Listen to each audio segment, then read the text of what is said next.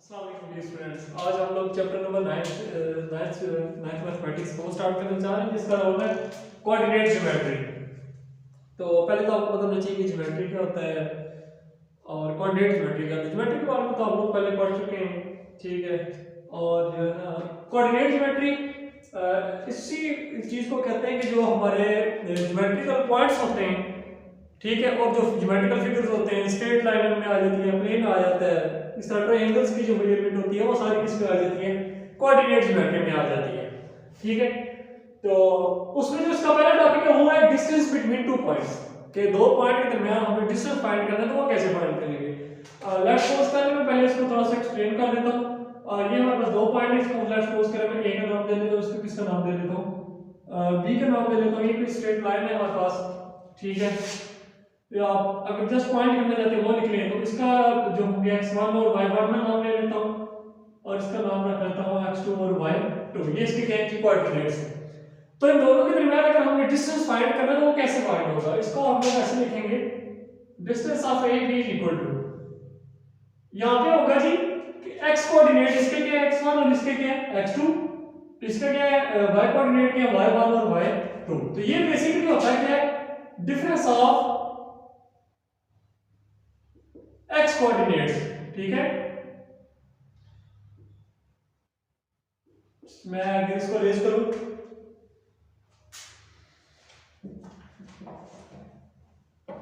ठीक है, difference of x coordinate plus difference of y coordinate, ठीक है। यानी कि x कोऑर्डिनेट का डिफरेंस और y कोऑर्डिनेट का डिफरेंस जो है वो हमारे पास क्या होता है, distance between A and B होता है। जो मैंने दो लिए थे पॉइंट, एक का नाम लिया था x1 और y1 और b जो थे उसका नाम मैंने रखा था x2 और y2। अच्छा, इसको हम लोग ने ऐसे भी लिख सकते हैं, मैं इसको ऐसे लिख सकता हूं, x कोऑर्डिनेट हमारे पास क्या है x1 और x2 है और y कोऑर्डिनेट क्या है y1 और y2। तो इसका मतलब हो जाता है वो था जी x2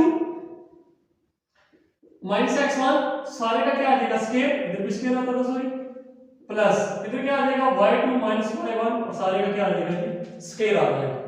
यानी कि अगर हमें ये पॉइंट्स पता हो, इसके दो कोऑर्डिनेट और इसके पता हो, तो हम लोग क्या करते हैं, distance between two points find कर सकते हैं। सेम एज लाइक क्योंकि ये इसका जो नॉन नेगेटिव नंबर होगा और उसका अगर नेगेटिव हो उसका स्क्वायर ले तो वाला क्या हो जाता है पॉजिटिव। तो हम लोग अगर ए बी के दरमियान डिस्टेंस फाइंड करना चाहते हैं तो मैं ये लिख लूं x1 माइनस x2 का square plus y1 minus y2 का स्क्वायर, तो इससे भी कोई फर्क नहीं पड़ता। एक फॉर्मूला इसको लेके हम लोग एक्सरसाइज 9.1 में वो सॉल्व करेंगे। मैं इसका एक दो पार्ट करता हूं और फिर आगे चलते हैं।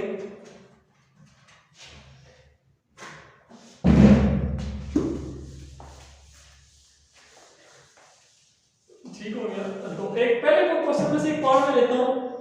लेट्स सपोज करें मैं ये ले लेता हूं 5/2 और साथ इसके लिए 5/3 और 7/2 एंड 9/3। ठीक है, आपने पहला काम ये करना है कि इन पार्ट्स को नाम दे देते हैं। मैं लिखता हूं लेट a into 5/2 और 5/3।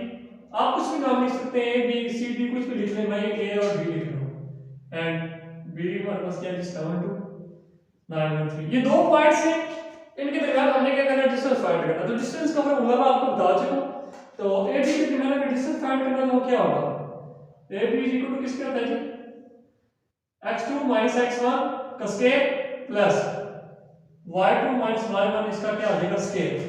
अब ये हमारे पास क्या x1 और ये क्या y1, ये क्या है x2 और ये हमारे पास क्या y2। तो देखें ये क्या बन जाएगा, x2 हमारे पास क्या है 7/2 माइनस x1 हमारे पास क्या है 5/2 और सारे का क्या आ गया स्क्वायर प्लस y2 हमारे पास क्या आता है जी 9/3 माइनस y1 हमारे पास क्या आता है जी 5/3 और सारे का क्या आ जाएगा स्क्वायर आ जाएगा। ठीक होगी बात। तो अब देखिए इन दोनों का एलसीएम ले ले तो क्या एलसीएम आ गया 2, ऊपर हमारे पास क्या बचेगा 7 - 5 जो कि अगेन हमारे पास क्या आ जाएगा 2 तो इसको मैं स्केयर लिख लेता हूँ, प्लस इधर क्या आ जाएगा 3 एलसीएम लिया, इसका मैं शॉर्ट कर रहा हूँ, उम्मीद करता हूँ आपको समझ आ गई होगी। तो 9 - 4 मेरे पास कितना बचेगा 4, सारे का क्या आ जाएगा स्केयर आ गया, ठीक है। इधर ये 2 से कैंसिल हो जाएगा, पीछे क्या बच गया 1 प्लस इधर 4 का स्केयर कितना हो गया 16 और 3 का स्केयर कितना हो गया 9। अगेन आपने क्या करना है जी, इनका एलसीएम ले लेना है, जो कि मैं यहाँ पे करने लगा एलसीएम 9, इसके नीचे कुछ भी नहीं है तो क्या होगा 1, 9 और 1 का एलसीएम ऑब्वियसली हमारे पास 9 आएगा, तो इधर क्या आ जाएगा ओवर 9 और प्लस कितना आ गया जी 16। हम ये फाइंड कर रहे हैं डिस्टेंस, ये जस्ट बाकी सिंपलीफिकेशन की फार्मूला हम लोगों ने यहाँ पे पुट कर दिया था। अब ऊपर कितना बच गया 25 और नीचे कितना बच गया जी 9। तो जब हम लोग लेंगे जी स्केल, क्या ले लेंगे जी स्केल, तो हमारे पास क्या आ जाएगा स्केल रूट सॉरी लेंगे इसका 25 का स्केल रूट कितना हो गया मेरे पास 5 और 9 में कितना हो गया 3। तो ए बी जो हमारे पास डिस्टेंस आ गया वो हमारे पास कितना आ गया जी 5/3।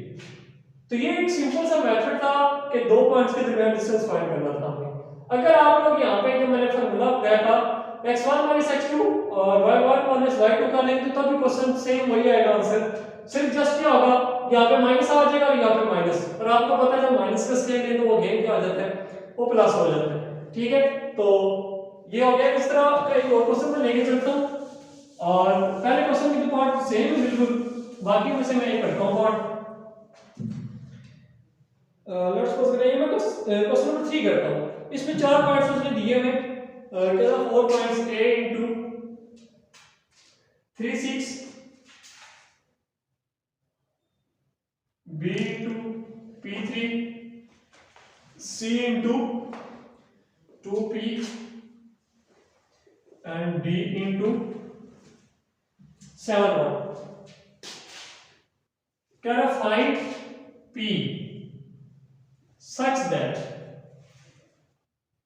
AB is equal to CD, sorry AB is equal to CD, हाँ ये हो गया ठीक, और ये नोटेशन है जस्ट।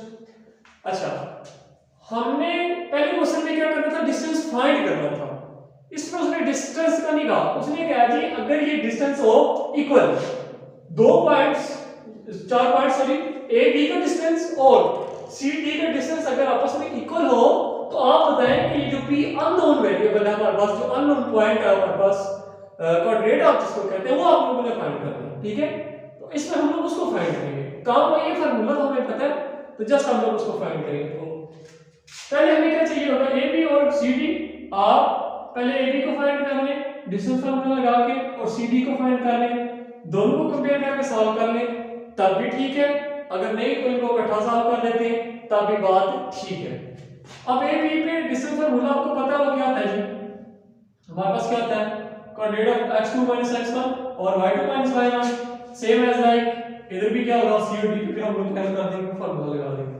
अब यहां से क्या होगा p - 3 ab जो है का स्केयर प्लस 3 - 6 का क्या आ जाएगा स्केयर, यानी कि x2 - x1 और y2 - y1, ये हमारा a b पे मैंने लगा दिया, ठीक है। अब c d पे आ जाते हैं, वो क्या आ जाएगा 7 - 2 का स्केयर प्लस p - 1 का और का स्केयर आ गया, ठीक होगी बात। अच्छा अब ये देखें कि p में से मैं 3 को माइनस नहीं कर सकता, एक कांस्टेंट नंबर जो था कांस्टेंट से माइनस हो सकता है, p में से 3 कभी भी माइनस नहीं हो सकता, तो हम लोग p - 3 होल का क्या करेंगे स्केयर ओपन करेंगे और ये क्या बन रहा है a - p होल का स्केयर, ये आप लोग पढ़ चुके हैं। इसके क्या होता है a का स्केयर प्लस b का square -2 into a into b, ठीक होगी बात, प्लस ये 3 - 6 कितना आ गया -3 का हमारे पास क्या आ जाएगा स्केयर आ जाएगा।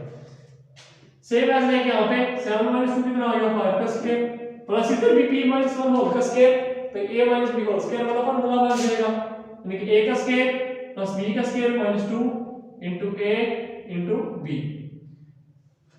हाँ जी हमने फाइंड p को करना है, तो आगे चलते हैं। अब क्या आएगा p स्केयर उसी तरह 3 स्केयर कितना हो गया 9 - 3 to 6p प्लस माइनस का स्केयर तो प्लस हो जाता है, इसमें तो ये भी कितना आ जाएगा 9 हो गया 3 का स्केयर, 5 का स्केयर 25 प्लस पी स्क्वायर उसी तरह प्लस 1 माइनस 2p। अब देखिए बोथ साइड में हमारे पास क्या है स्क्वायर रूट, तो हम लोग लिख लें taking square on both side, taking square on both side.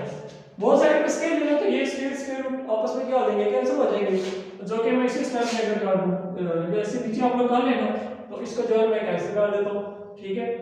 तो यहाँ पे क्या आ जाएगा, ये स्क्वायर रूट कैंसिल तो पीछे का बचेगा p का स्क्वायर माइनस 6p, 9 प्लस 9 कितना हो जाएगा हमारे पास 18 इज इक्वल टू 25 प्लस 9 कितना हो गया 26। इसको बाद में लिखते हैं, पहले क्या आ जाएगा p का स्क्वायर माइनस 2p प्लस 26, ठीक है।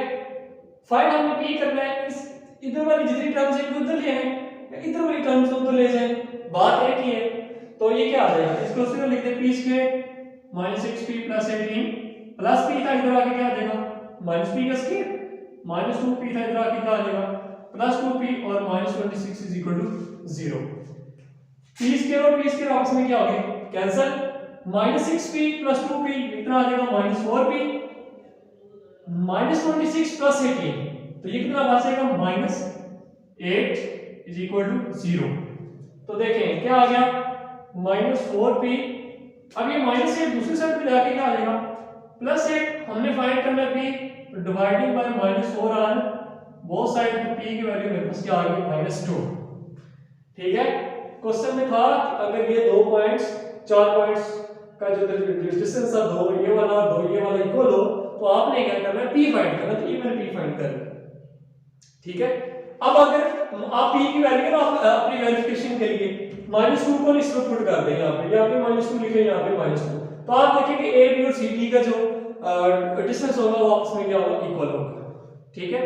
तो उम्मीद करता हूं इस बात की आपको समझ आ गई होगी। अब इसका नेक्स्ट पार्ट जो है क्वेश्चन नंबर 4 है, वो कह रहा है find the distance of the point from the origin. अब आपको पता है ओरिजिन क्या होता है, ओरिजिन पे वैल्यू किसी भी कोऑर्डिनेट की क्या होती है 0 0 होती है।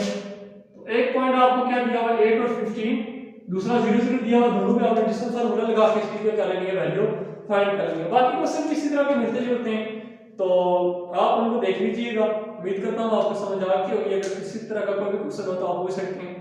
तब तक के लिए अल्लाह हाफिज।